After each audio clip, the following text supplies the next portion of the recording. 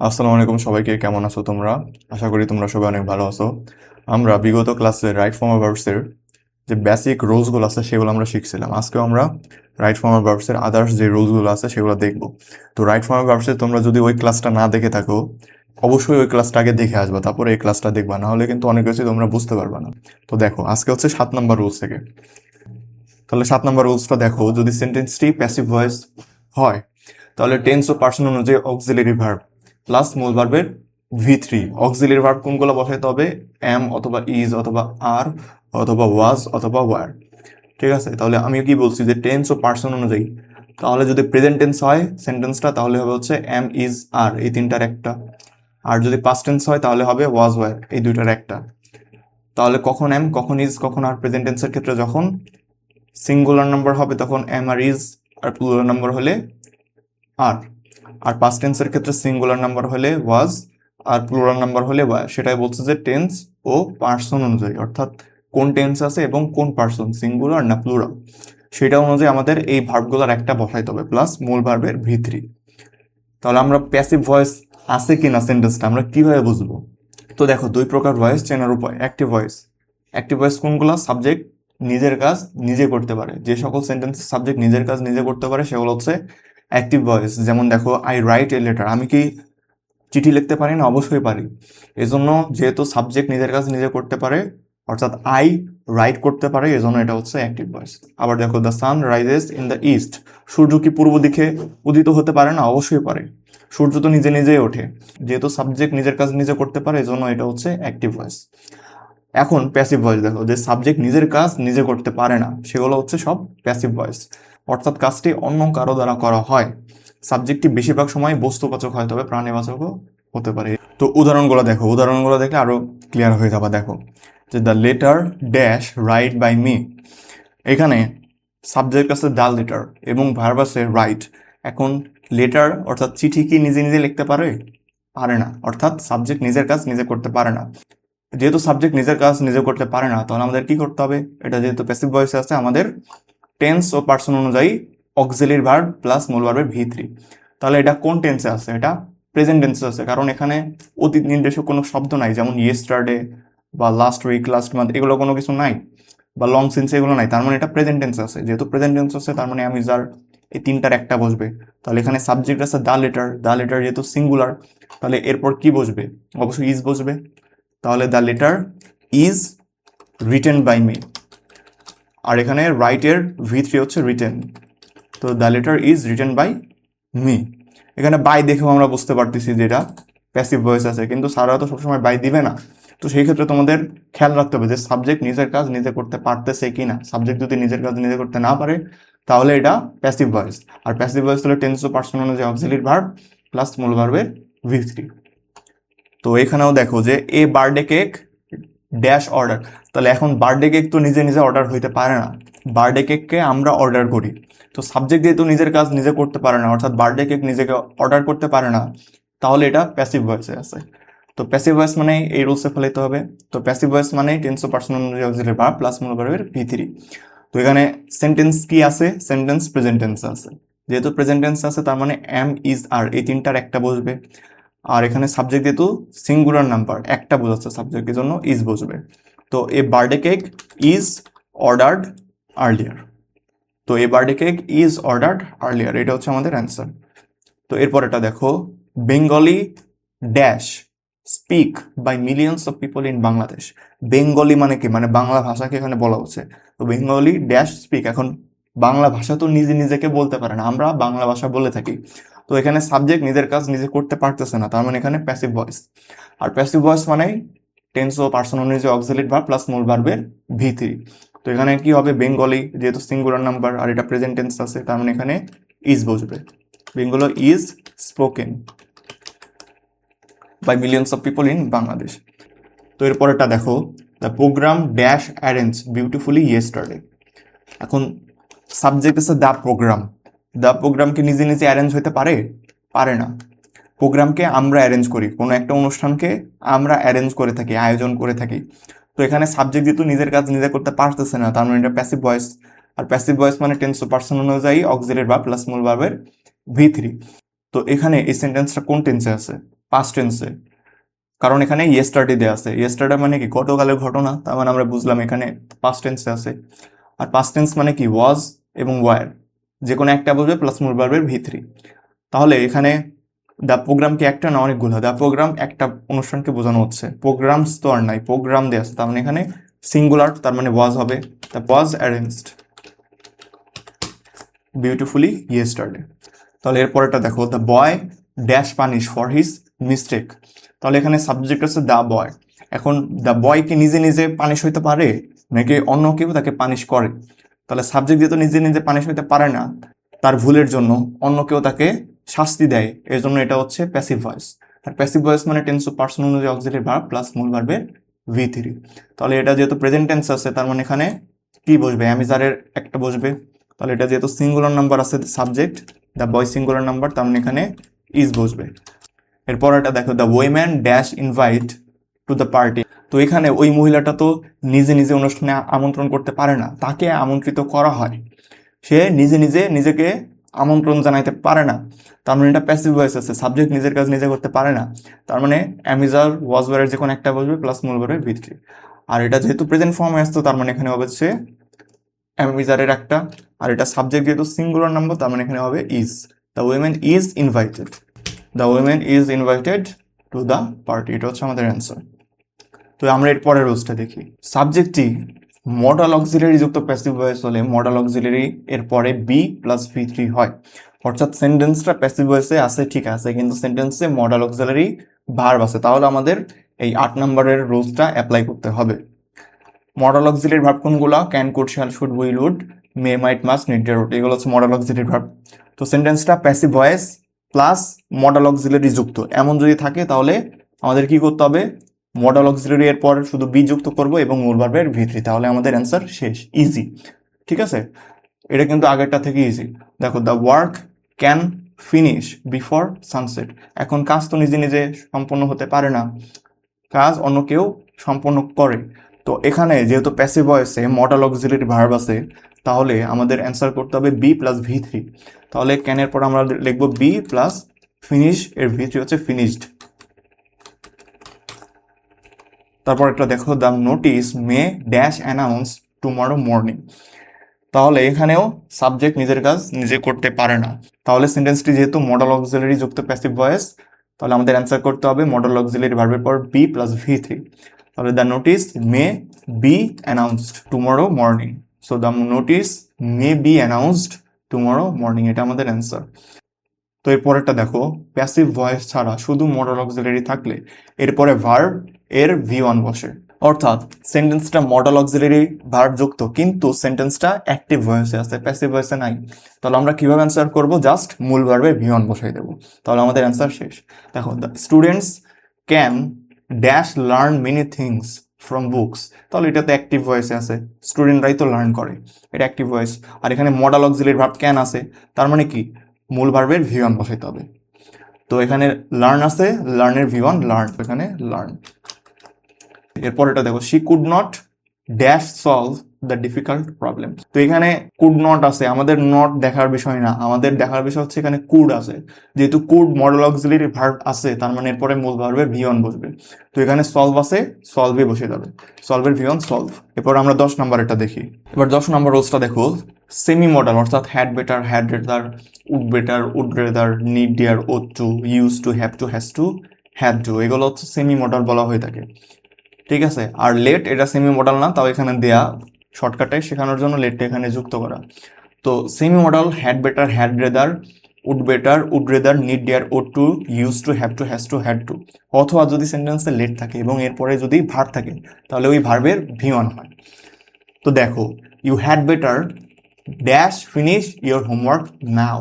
তো এখানে had better আছে, হ্যাড বেটার যেহেতু সেমি মডাল, তার মানে এখানে কি হবে? মূল ভার্বের ভি1। তো তারপরের এক্সাম্পলটা দেখো, the teacher will not let the students dash enter the classroom. তো এখানে কি আছে? লেট আছে এবং এরপরে মূল ভার্ব আছে। তো আমরা পড়ছিলাম যে লেটের পরে মূল ভার্বে ভি1 হয়। তো এখানে যেহেতু লেট আছে, এখানে মূল ভার্বে ভি1, ইন্টার আছে, ইন্টারই বসে যাবে। ঠিক আছে, আশা করি যে এই 10 নম্বর রোজটাও বুঝতে পারছি। এরপর আমরা পরের রোজে সুইচ করব। তো তারপরেরটা দেখো, সেন্টেন্সে যদি ডু ডাজ ডিড থাকে তাহলে এরপরে মূল ভার্বের ভি ওয়ান হয়। অর্থাৎ কোনো সেন্টেন্সে যদি ডু ডাজ ডিড থাকে এবং তারপরে যদি শূন্যস্থান থাকে তাহলে সেখানে মূল ভার্বের ভি ওয়ান হবে। যেমন দেখো, he doesn't dash like coffee. এখানে যেহেতু ডাজ আছে তার মানে এরপরে মূল ভার্বের ভি ওয়ান হবে, অর্থাৎ লাইক আছে লাইকই থেকে যাবে। তো এখানে নট আছে কি নাই এটা আমাদের দেখার বিষয় না, এখানে ডাজ আছে যেহেতু তার মানে এখানে মূল ভার্বের ভি ওয়ান হবে। আবার এখানে কোশ্চেন হতে পারে, স্যার এখানে subject third person singular number আছে তাহলে এখানে কেন লাইকস হচ্ছে না? কারণ এখানে সাবজেক্ট থার্ড পারসন সিঙ্গুলার নাম্বারের কারণেই এখানে ডাজ দেয়া, এখানে ডু এর সাথে ইএস যুক্ত করে ডাজ দেয়া, ঠিক আছে।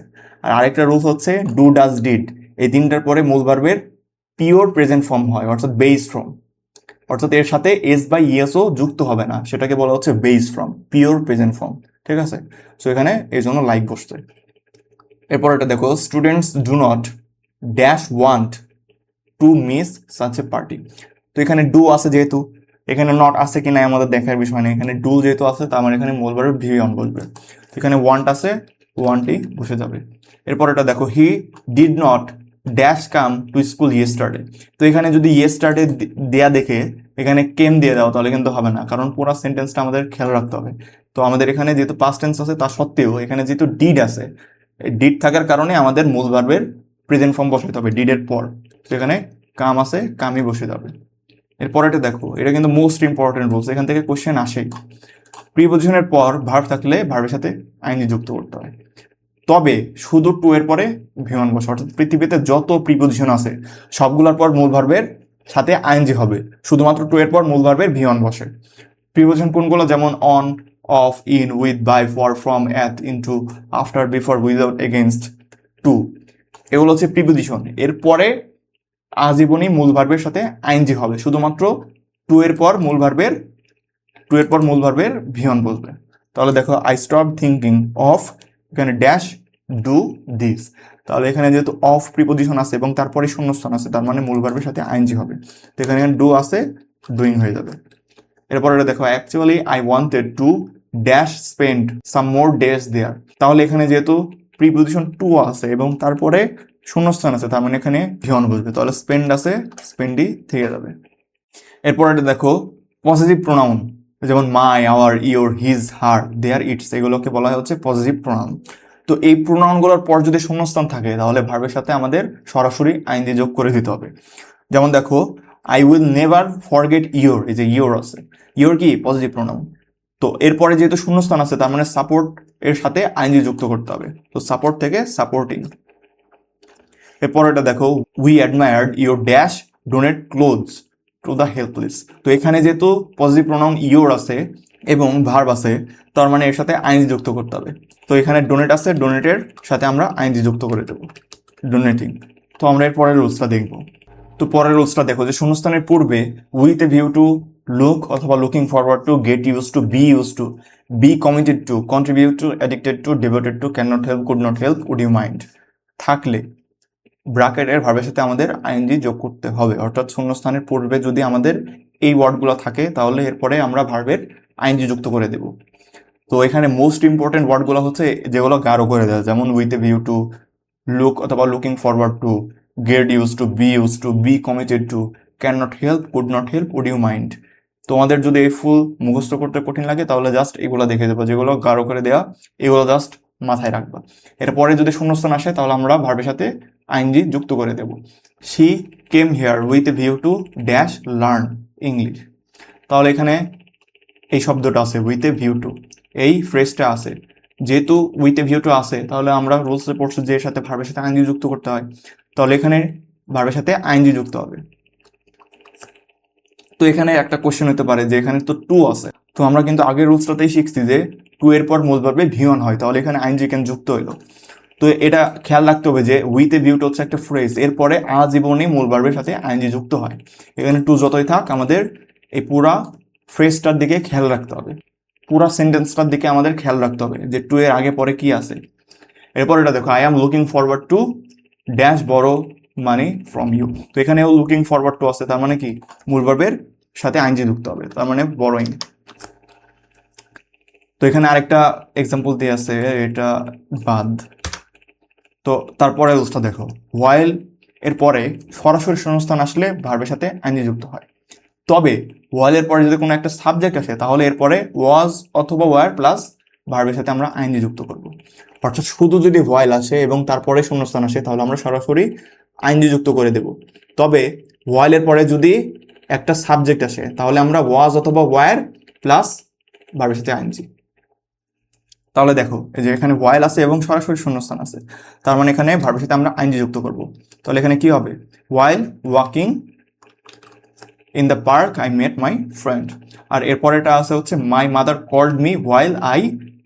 এই যে এখানে ওয়াইলের পরে সাবজেক্ট আছে, যেহেতু সাবজেক্ট আছে তার মানে ওয়াজ অথবা ওয়ার প্লাস ভার্বের সাথে আইনজি। তো এখানে আমরা ওয়াজ দেবো না ওয়ার দেবো? এখানে সাবজেক্ট আছে আই, আই মানে কি সিঙ্গুলার ফর্ম, সিঙ্গুলার ফর্ম, তো সিঙ্গুলার নাম্বারের পর তো ওয়াজ হয়, তো এখানে হবে আই ওয়াজ, এরপরে ভার্বের সাথে আইএনজি, আই ওয়াজ স্টাডিং। তো এরপরে রোলসটা দেখো, সেন্টেন্সে দুটি ভার্ব থাকলে পরবর্তী ভার্বের সাথে সরাসরি আইনজি যুক্ত হয়, তবে উদ্দেশ্য বোঝালে টু প্লাস ভি1 বসে। অর্থাৎ কোনো সেন্টেন্সে যদি দুইটা মেইন ভার্ব থাকে তাহলে শেষের মেইন ভার্বের সাথে আমরা সরাসরি আইনজি যুক্ত করে দেব। তবে শেষের মেইন ভার্বটা যদি কোনো উদ্দেশ্য বোঝানোর ক্ষেত্রে ব্যবহার করা হয়ে থাকে তাহলে সেখানে আমরা টু প্লাস ভি1 দেব। তো এক্সাম্পল দেখলে আরো ক্লিয়ার হবে। Job does not mean dash do official job only. তাহলে এখানে সেন্টেন্স একটাই কিন্তু মিন ভার্ব দুইটা। এখানে মিন মানে কি বোঝানো, মিন একটা ভার্ব আর ডু আরেকটা ভার্ব। যেহেতু দুইটা ভার্ব আছে তার মানে কি পরবর্তী ভার্বের সাথে আইনজি যুক্ত হবে। তাহলে এখানে কি কোনো উদ্দেশ্য বোঝাচ্ছে? Job does not mean official job only, যে জব বলতে শুধুমাত্র আনুষ্ঠানিক জবগুলোকে বোঝায় না, এখানে কোনো উদ্দেশ্য বোঝায় নাই, তার মানে এখানে ভার্বের সাথে আমরা সরাসরি আইনজি যোগ করে দেব, এখানে ডুইং হয়ে যাবে। ঠিক আছে, এবার দেখো she began dash work in a new company last month. তো এখানেও সেন্টেন্সে দুইটা ভার্ব আছে, একটা হচ্ছে বিগান, বিগান মানে কি শুরু করেছিল, আবার আরেকটা আছে ওয়ার্ক। যেহেতু সেন্টেন্সে দুইটা ভার্ব আছে তার মানে আমাদের পরবর্তী ভার্বের সাথে আইনজি যোগ করতে হবে। আর এখানে যেহেতু কোনো উদ্দেশ্য বোঝায় নাই এজন্য আমরা ভার্বের সাথে সরাসরি আইনজি যোগ করে দেবো। তো এখানে ওয়ার্ক আছে, ওয়ার্কিং হবে। তো এরপরটা দেখো, I went to the market dash buy some fruits. তাহলে এখানে দুইটা মেইন ভার্ব আছে, একটা হচ্ছে ওয়েন্ট আর একটা হচ্ছে বাই। যেহেতু একটা সেন্টেন্সে দুইটা মেইন ভার্ব আছে পরবর্তী ভার্বের সাথে নয় আইনজি হবে নয় টু প্লাস ভি1। তো এখানে কিন্তু উদ্দেশ্য বোঝাচ্ছে, দেখো I went to the market, আমি বাজারে গিয়েছিলাম ড্যাশ বাই সাম ফ্রুটস। কি উদ্দেশ্যে বাজারে গিয়েছিলাম? কিছু ফল কেনার জন্য। তাহলে এখানে যেহেতু উদ্দেশ্য বোঝাচ্ছে তার মানে এখানে টু প্লাস ভি1 হবে, এখানে ভার্বের সাথে আইনজি যোগ করে দিলে রং। এরপরেটা দেখো, am is are was were ইত্যাদি অক্সিলারি ভার্বের পর শূন্যস্থান থাকলে, অর্থাৎ এই ভার্বগুলোর পর যদি শূন্যস্থান থাকে তাহলে প্যাসিভ ভয়েসের ক্ষেত্রে ভার্বের ভি3 বসাবো, আর অ্যাক্টিভ ভয়েসের ক্ষেত্রে মূল ভার্বের সাথে আমরা আইনজি যোগ করে দেব। তাহলে দেখো যে we are dash pollute our rivers by throwing industrial waste. তো এখানে সেন্টেন্সে আর আছে এবং এরপরে শূন্যস্থান আছে, তাহলে এখানে অ্যাক্টিভ ভয়েস আছে না প্যাসিভ ভয়েস আছে সেটা আমরা আগে খেয়াল করি। তো এখানে বলতেছে উই পলিউট আওয়ার রিভার্স, আমরা কি আমাদের নদীকে দূষণ করি না? অবশ্যই করি। তো এখানে যেহেতু অ্যাক্টিভ ভয়েস আছে তার মানে কি ভার্বের সাথে আইনজি যুক্ত হবে, তো এখানে উই আর পলিউটিং হবে। এরপরের এক্সাম্পলটা দেখো, computer is now widely dash use in industries. তাহলে এখানে যেহেতু ইজ আছে এবং তারপরে শূন্যস্থান আছে তার মানে এখানে অ্যাক্টিভ ভয়েস হলে ভার্বের সাথে আইনজি যুক্ত হবে আর প্যাসিভ ভয়েস হলে ভি3। তাহলে কম্পিউটার কি নিজে নিজে ব্যবহার হতে পারে? কম্পিউটার কি ব্যাপকভাবে নিজে নিজে ইউজ হয় না আমরা কম্পিউটারকে ইউজ করি? অবশ্যই আমরাই কম্পিউটারকে ইউজ করি। তো এখানে যেহেতু ইজ আছে এবং সেন্টেন্সটা প্যাসিভ ভয়েস আছে তার মানে আমাদের অ্যান্সার হবে হচ্ছে বুস্ট, এটা হবে হচ্ছে আমাদের অ্যান্সার। আশা করি বুঝতে পারছো। এর পরের রুলসটা আমরা দেখি। তো 18 নম্বর রুলসটা দেখো, যদি কোনো সেন্টেন্সে have, has, had, having, get, got, to be, be, been, being থাকে তাহলে এদের পর মূল ভার্বের ভি3 হয়। অর্থাৎ এই ওয়ার্ডগুলোর পর যদি শূন্যস্থান আসে তাহলে আমাদের সেখানে মূল ভার্বের পাস্ট পার্টিসিপাল ফর্ম বসাইতে হবে।